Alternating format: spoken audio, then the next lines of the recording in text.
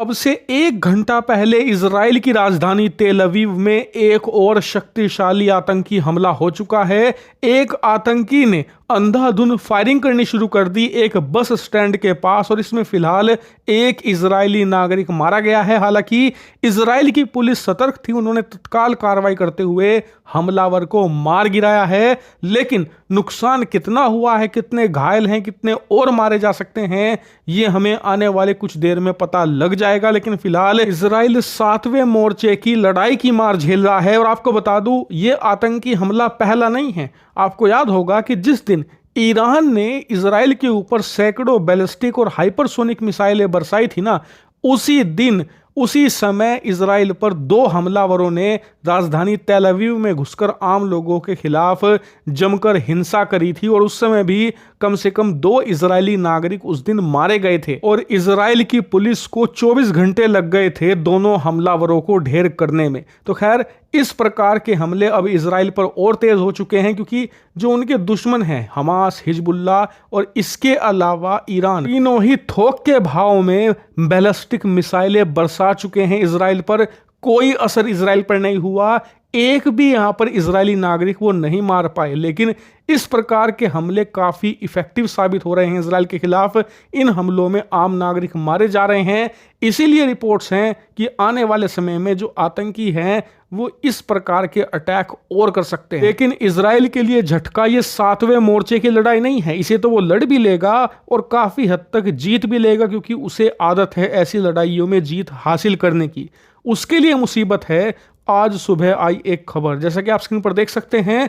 France, जो कि Israel का एक पुराना साथी रहा है, उसके राष्ट्रपति इमैनुअल मैक्रोन ने ऐलान कर दिया है कि वो इजराइल को हथियार सप्लाई बंद करेंगे, और साथ ही अपने तमाम नेटो सदस्य देशों को भी कहा है कि आप इजराइल के खिलाफ एक आर्म एम्बार्गो लगाइए। यानी कि इजराइल को जो पश्चिमी देश, खासकर कि अमेरिका और ब्रिटेन हथियारों की सप्लाई कर रहे हैं, ये सप्लाई बंद हो और दुनिया का कोई भी देश इजराइल को हथियार सप्लाई ना कर पाए। एक तरीके से फ्रांस कह रहा है कि इजराइल को अरब देशों और उनके आतंकियों के खिलाफ ऐसे ही छोड़ देना चाहिए जैसे कि एक निहत्थे इंसान को सैकड़ों भूखे कुत्तों के सामने फेंक दिया जाता है।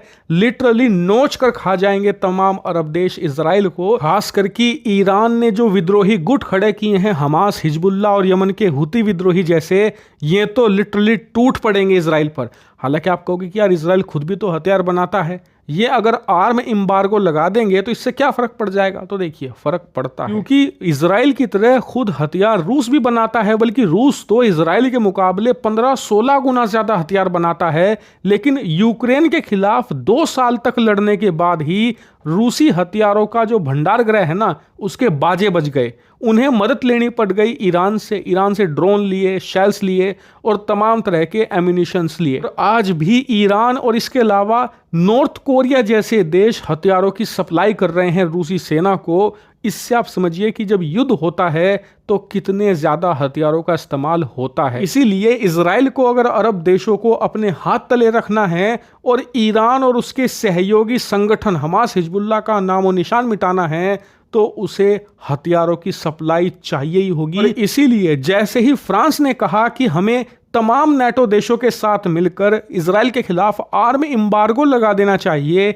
इससे इजराइल और उनके प्रधानमंत्री इतने ज्यादा चिढ़ गए कि उन्होंने पूरी दुनिया के सामने एक पब्लिक वीडियो जारी किया, जिसमें उन्होंने फ्रांस के राष्ट्रपति इमैनुअल मैक्रों की दुनिया भर के सामने बेइज्जती कर दी। उन्हें यह तक कह दिया, तुम्हें शर्म आनी चाहिए, और युद्ध तो हम कैसे ना कैसे करके जीत लेंगे, लेकिन हमेशा यह बात याद रखी जाएगी कि कैसे युद्ध के बीच में फ्रांस ने हमें धोखा दिया और हमें युद्ध में हराने की साजिश रची। लेकिन आपका सवाल होगा कि फ्रांस के इस कदम से क्या इजराइल को जबरदस्त नुकसान होगा? तो देखिए, इजराइल को नुकसान तो बिल्कुल होगा, क्योंकि उसका समर्थन पश्चिमी देशों में तेजी से घटा है, जो कि उसकी सबसे बड़ी ताकत थी। लेकिन अमेरिका अभी भी उसके साथ खड़ा है। लेकिन यह बात याद रखिएगा कि अगर इजराइल को इन तमाम संगठनों का, हमास, हिजबुल्लाह जैसे का सफाया करना है तो युद्ध जारी रखना होगा और ज्यादा आक्रामक रुख अपनाना होगा। यानी कि युद्ध लंबे समय तक लड़ना होगा, और ऐसा करने के लिए उन्हें लंबे समय तक हथियारों की सप्लाई चाहिए।